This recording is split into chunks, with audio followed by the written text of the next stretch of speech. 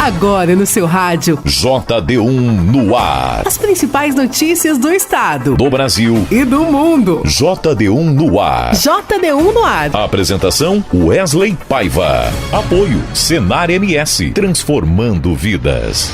Quarta-feira, dia 25 de outubro de 2023. A partir de agora, JD1 no ar, comigo Wesley Paiva, e as principais notícias do estado, do Brasil e do mundo. Uma iniciativa do JD1 Notícias em parceria com 32 emissoras de rádios FM em Mato Grosso do Sul e o apoio do Senar MS, transformando vidas. E vamos conferir os principais destaques desta quarta. Destaques do dia.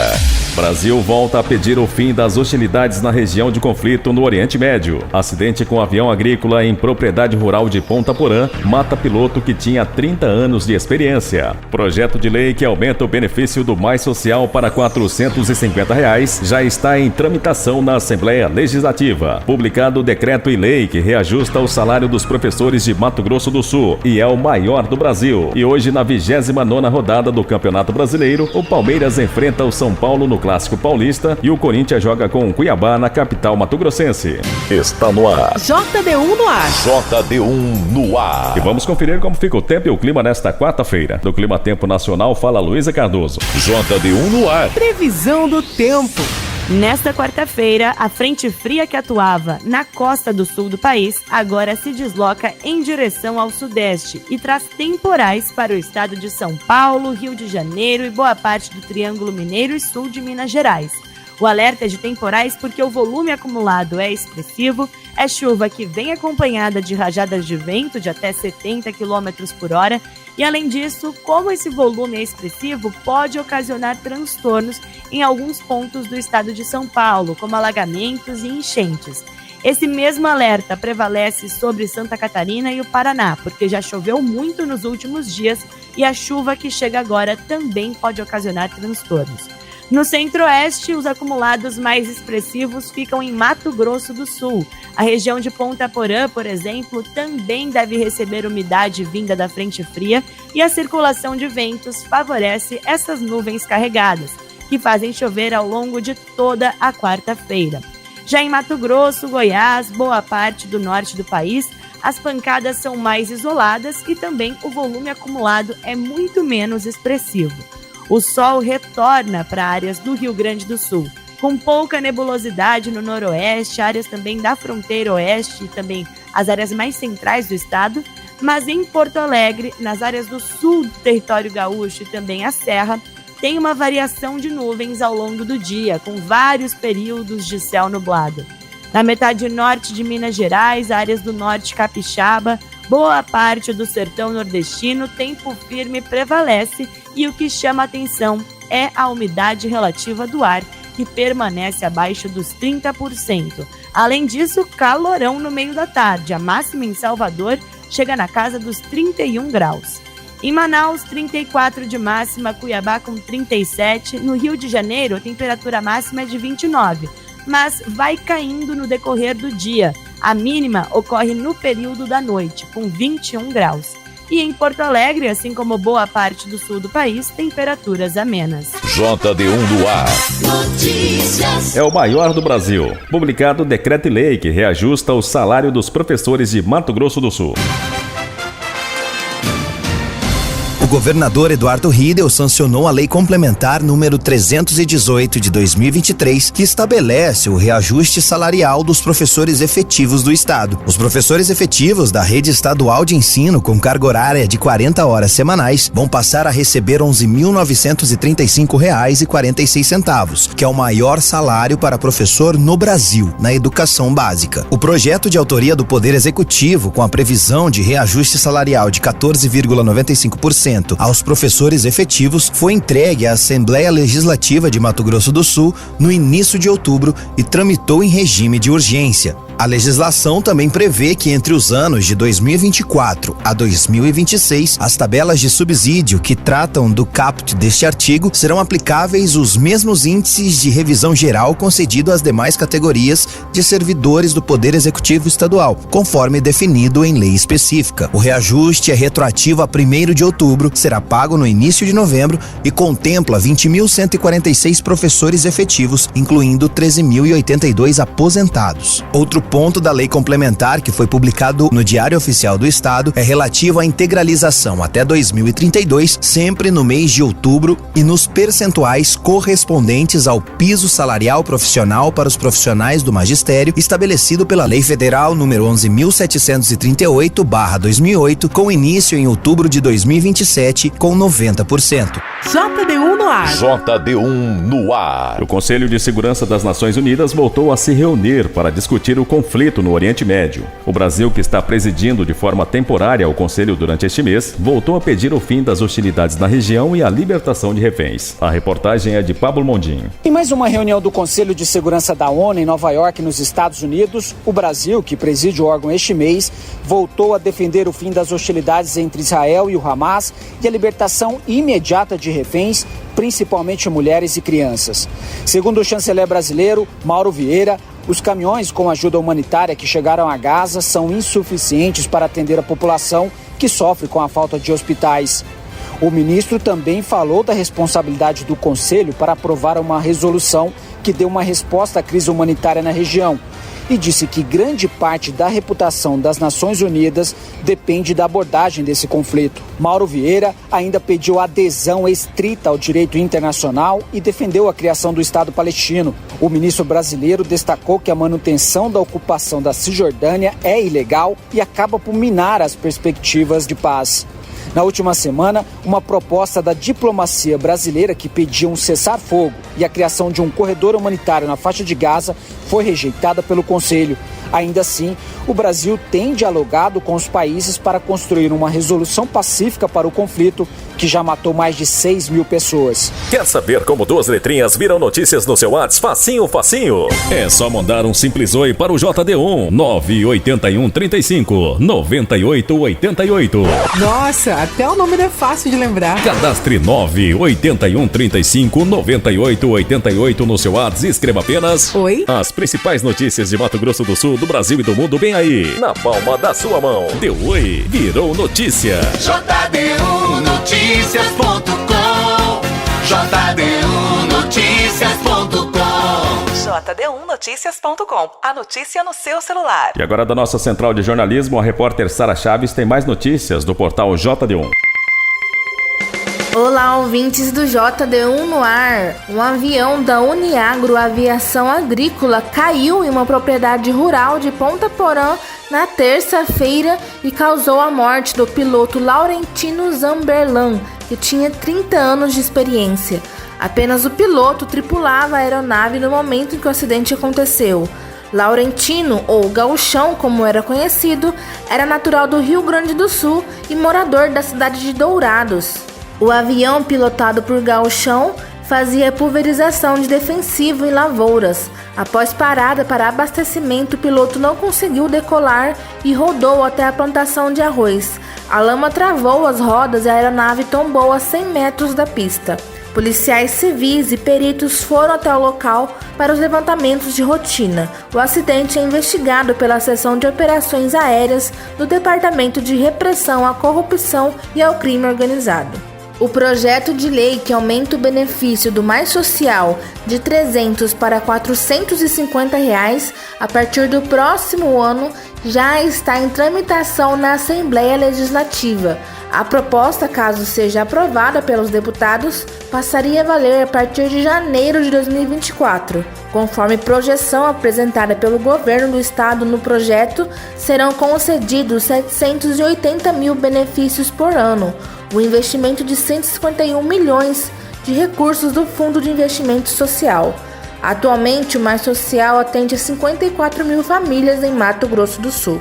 Uma mulher de 38 anos acabou fraturando a coluna ao pular do segundo andar do prédio onde estava sendo mantida em cárcere privado pelo marido no Jardim Tijuca, em Campo Grande. Para a polícia militar, a vítima contou que seu marido estava sob efeito de drogas quando a trancou no quarto. Com medo da situação, a mulher afirmou que pulou a janela do segundo andar e caiu em cima de uma mureta. De acordo com a mulher, seu marido estava surtado e com uma faca nas mãos. A vítima está hospitalizada na Santa Casa e deve ficar internada por alguns dias para tratar da fratura. O caso, que aconteceu no Jardim Tijuca, em Campo Grande, foi apresentado na Delegacia Especializada de Atendimento à Mulher como sequestro e cárcere privado. Sara Chaves para o JD1 no ar. Você está ouvindo? JD1 no ar. Apoio Senar MS, transformando vidas. E agora aqui no JD1 no ar tem o informativo diário do Senar MS. Qual é o seu superpoder? Esta é a pergunta que abre o treinamento do programa Mulheres em Campo do Senar Mato Grosso do Sul. O projeto desenvolve competências de empreendedorismo e gestão, orienta na descoberta do potencial de cada participante e da propriedade, ensina a planejar e a transformar uma atividade em negócio, ampliando o protagonismo feminino. Se você, mulher do campo, ficou interessada, basta procurar o Sindicato Rural do seu município. JD1 no ar. Apoio Senar MS, transformando vidas. Notícias falsas sobre as vacinas podem causar sérios prejuízos para a saúde pública, colaborando para trazer de volta doenças que já tinham sido eliminadas. Para combater isso, o governo lançou o programa Saúde e Consciência. Quem tem os detalhes é a repórter Luana Karen. Em uma época não muito distante, ter um cartão de vacinas todo preenchido era motivo de orgulho. Mas nos últimos anos, com o impulsionamento de fake news, que são as notícias falsas, muitos passaram a ver a vacina com desconfiança. A cobertura caiu e a proteção contra doenças já erradicadas, como a poliomielite e o sarampo, ficou por um fio. Para ajudar a reverter este quadro, foi lançado o Saúde Consciência, para enfrentar a desinformação, fortalecer as políticas de saúde e a valorização do conhecimento científico, como explicou a ministra da Saúde, Nízia Trindade. Nós só vamos recuperar as altas coberturas vacinais de pólio, que já foi um motivo de grande orgulho, de tantas outras vacinas, se nós combatermos a desinformação, ou fake news, como muitos colocam, porque essa desinformação coloca em risco a vida e coloca em risco a vacinação. Levantamento feito pelo Ministério da Saúde entre julho e setembro deste ano identificou 6.801 conteúdos com informações falsas nas redes sociais e plataformas online.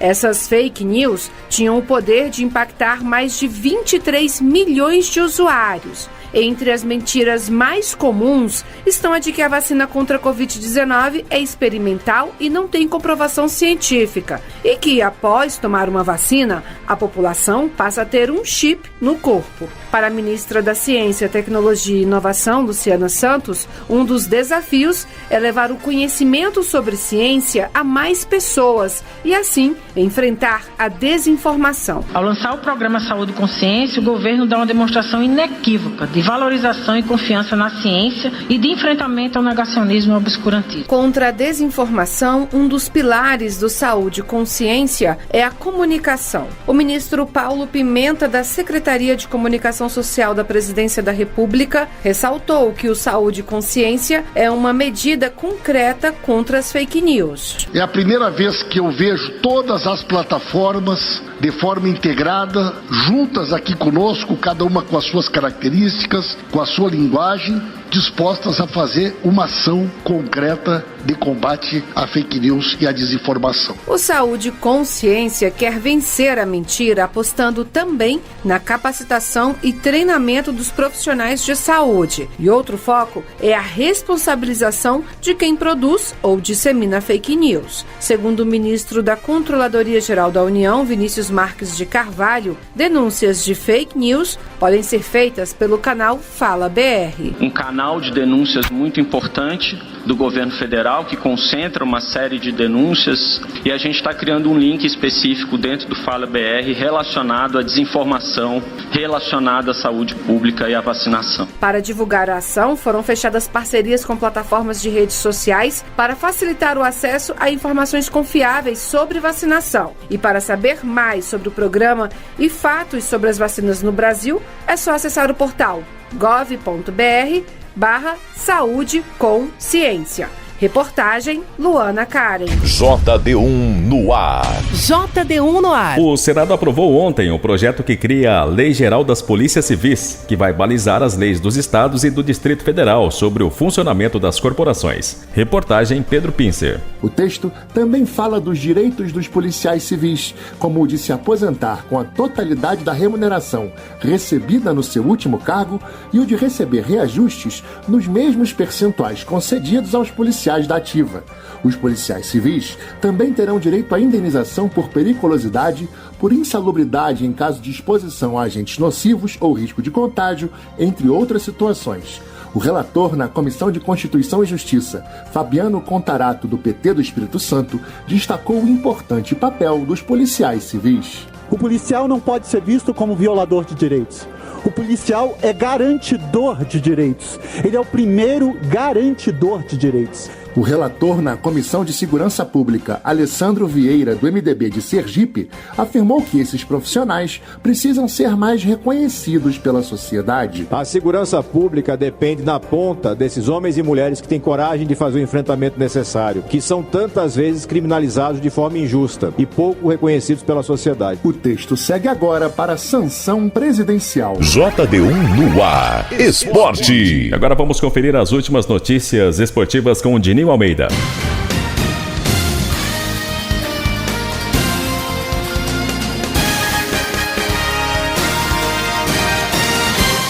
Campeonato Brasileiro, 29ª rodada, começa hoje às 18 horas com Fluminense e Goiás. No mesmo horário, Bragantino recebe o Atlético Mineiro. O Atlético Paranaense recebe o América Mineiro. Às 19 horas, Palmeiras enfrenta o São Paulo no Clássico Paulista. O Cruzeiro recebe o Bahia. O Grêmio recebe o Flamengo. E o Cuiabá recebe o Corinthians na Arena Pantanal. UEFA Champions League, resultados de ontem e os jogos de hoje. A terceira rodada da UEFA Champions League teve jogos emocionantes ontem. Galatasaray 1, Bayern de Munique 3, Internazionale 2, RB Salzburg 1, Manchester United 1, Copenhagen 0, Lens 1, PSV Eindhoven 1, União Berlim 0, Napoli 1, Sevilha 1, Arsenal 2, Braga 1, Real Madrid 2, Benfica 0, Real Sociedade 1. E hoje tem a continuação da rodada de número 3. Feyenoord enfrenta Lazio, o Barcelona enfrenta o Shakhtar Donetsk, Celtic enfrenta o Atlético de Madrid,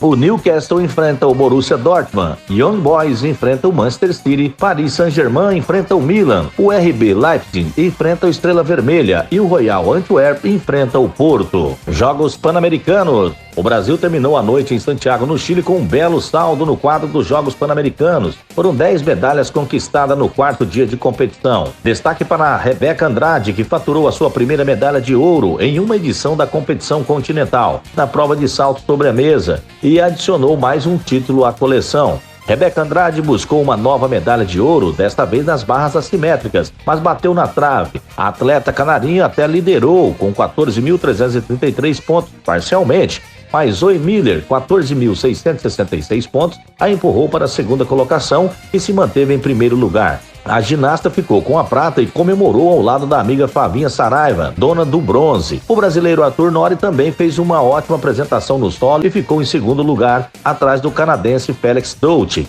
dono de mais um ouro no PAN. O bronze ficou com o colombiano Juan Larrañudo. Foram 4 medalhas na piscina. A equipe masculina do revezamento 4x200 metros livres garantiu o ouro e ainda quebrou o recorde pan-americano. Murilo Sartori, Breno Correia, Fernando Scheffer e Guilherme Costa selaram a vitória em 7 minutos, 7 segundos e 53 centésimos. A equipe feminina do revezamento 4x200 metros livres levou a prata. Gabi Roncato e Brandon Almeida ganharam o bronze nos 400 medley. No Taekwondo, teve hino por equipes. Na novidade, nesta edição do PAN, a competição por equipes do Taekwondo terminou com o Brasil no pódio, tanto masculino quanto no feminino. O time formado por Paulo Melo, Edival Pontes, Maicon Andrade venceu o Chile por 48-16 e garantiu o ouro. No feminino, Maria Clara Pacheco, Sandy Macedo e Caroline Santos ficaram com a terceira colocação. O badminton faturou 2 bronzes em Santiago do 2023 e se garantiu na final de duplas masculina. Juliana Vieira e Sânia Lima nas duplas femininas e Davi Silva e Sânia Lima nas duplas mistas foram derrotados nas semifinais e ficaram com o terceiro lugar no pódio. A seleção feminina de vôlei vai pegar o México na semifinal dos Pan-Americanos de Santiago. A equipe brasileira venceu o Porto Rico na segunda-feira por 3-0 e terminou em primeiro lugar no Grupo A. Foram 3 vitórias sem perder um set sequer na primeira fase. O handebol superou o Paraguai com tranquilidade. O Brasil avança para as quartas de final no vôlei de praia. O tênis brasileiro começou com tudo no Pan de Santiago. 4 representantes do país entraram em quadra nesta terça-feira. Saíram vitoriosos. Destaque para Carol Meleghini e Laura Pigossi, que não perderam um game em suas partidas. No masculino, Thiago Monteiro e Gustavo Eide também superaram seus adversários e avançaram na simples. Eu sou o Dininho Almeida e esses foram os destaques esportivos do JD1 no ar. JD1 no ar, direto de Brasília. O Centro de Estudos da Câmara tem realizado uma série de audiências para discutir o papel do Estado na prevenção e no combate à violência nas escolas. A reportagem é de Luiz Cláudio Canuto. O papel do Estado na prevenção e no combate à violência nas escolas foi discutido pelo SEDES, Centro de Estudos e Debates Estratégicos da Câmara. Os casos de ataques a escolas nos últimos anos foram o assunto principal do debate, que reuniu representantes do Ministério da Justiça, da Defensoria Pública da União e médicos. O primeiro registro de ataques em escolas no país, segundo a Defensora Pública Federal Karina Baiello, é de 2002. De lá para cá, houve outros 20 casos, com aumento gradativo no número anual de episódios. Nós tivemos aqui, fazendo um comparativo, em 2002 nós tivemos um caso, em 2003 um caso, em 2011 2, em 2012 1, 2017, 2018 também um caso em cada ano, 2019 já tivemos 3, tivemos 1 em 2021, 2022 nós tivemos 6 e 2023 9. Então a gente pode perceber que em 11 desses 20 casos relatados nós tivemos uso de arma de fogo. Segundo a Defensora Pública, em 6 casos houve uso de faca, facão, machado ou machadinha, fogo e um artefato de bomba caseira. Todos os episódios envolveram homens ou meninos, o que faz Karina Baiello pensar na hipótese de demonstração de força e masculinidade. O uso da internet tem relação íntima com esses casos. É o que aponta o representante do Ministério da Justiça e Segurança Pública, Alessandro Gonçalves Barreto. Desde 2017, o laboratório trabalha em parceria com o Departamento de Segurança Interna dos Estados Unidos e com as polícias estaduais na identificação de criminosos que planejam ataques contra crianças em escolas. O que a gente viu de lá para cá é que no ano 2023 houve um aumento exponencial de postagens e de pessoas que planejavam ataques, sobretudo motivados por um efeito chamado copycat, ou a notoriedade do fato. Alessandro Gonçalves lembra que em abril deste ano houve uma onda de publicações em redes sociais e aplicativos de mensagens com denúncias de ataques em escolas. Ele falou sobre a Operação Escola Segura, que impediu ações violentas e preservou vidas, além de outras mobilizações. Logo após a Operação Escola Segura, foi deflagrada a Operação Pessinos, fase 1 e fase 2. E nessa operação foi apreendido um adolescente de 13 anos, que eu asseguro às senhoras e senhores que nos meus 22 anos de polícia é o ser humano mais perverso que eu já vi. E o que nos surpreendeu foi que na hora de realizar a busca e apreensão, o pai e a mãe não sabiam o que a criança estava fazendo, o adolescente. Não sabia que grupos ele estava entrando, o que ele estava fazendo e que tipo de crimes ele estava praticando. Então, assim, muito embora o trabalho repressivo seja bem pontual, o preventivo é muito mais importante. Após o caso de Blumenau, em que um homem invadiu uma escola com um machado e matou 4 crianças, a cidade vizinha Joinville, a maior de Santa Catarina, passou a discutir o assunto, como disse o vereador William Tonesi. Uma comissão especial foi criada na Câmara Municipal e visitou as 164 escolas da cidade. A maior parte das sugestões da população pedia aumento do efetivo da Guarda Municipal. O psiquiatra Lírio Barreto, que atua no município de Ponte Serrada, em Santa Catarina, relatou um caso de paciente de esquizofrenia que havia planejado ataques em locais de grande aglomeração. Por que a gente tem que diferenciar cada caso? Porque o prognóstico desse paciente é diferente de um outro paciente que nos chegou. Esse, como sendo esquizofrênico, à medida que a gente compensa o quadro da esquizofrenia, do transtorno esquizofrênico, o paciente evolui para melhor e a segurança dos munícipes ou do ambiente social onde ele está inserido melhora muito. O estudo sobre violência nas escolas feito pelo Centro de Estudos e Debates Estratégicos da Câmara é relatado pelo deputado da Vitória, do PP do Espírito Santo. A ideia é buscar soluções para a convivência democrática na escola, para a resolução construtiva de conflitos, o fortalecimento do diálogo e o respeito à diversidade. O deputado Jorge Guetem, do PL de Santa Catarina, pediu a realização do debate e afirma que a linha de atuação de um grupo de trabalho sobre o tema, coordenado pela deputada Luísa Canziani, do PSD do Paraná, tem 3 eixos. Os 3 eixos é educação, nós tratarmos a educação, tratarmos a questão de segurança e tratarmos a questão de saúde mental. Esses são os 3 eixos que nós estamos tratando e logo nós vamos encerrar e não tenho dúvida nenhuma, estamos muito motivados. O SEDES, né, que é um grupo de parlamentares, vários consultores estão aqui que fazem parte do SEDES, né, também estão contribuindo e muito, né, para o nosso grupo de trabalho. Em agosto, o presidente Lula sancionou uma lei que obriga o Poder Executivo a implantar um serviço de monitoramento de ocorrências de violência escolar. De Brasília, Luiz Cláudio Canuto. Com a apresentação minha, Wesley Paiva, terminamos aqui o JD1 no ar de hoje, quarta-feira, dia 25 de outubro de 2023. Com a iniciativa do JD1 Notícias, em parceria com 32 emissoras de rádios FM em Mato Grosso do Sul e o apoio do Senar MS. Para você ouvir novamente a edição de hoje em podcast ou ainda acompanhar outras notícias do estado, do Brasil e do mundo, acesse o nosso portal www.jd1noticias.com. Aproveite bem o seu dia e até amanhã. Você ouviu as principais notícias do estado, do Brasil e do mundo. JD1 no ar. Apoio Senar MS. Transformando vidas. Mando vidas. Mando vidas. Mando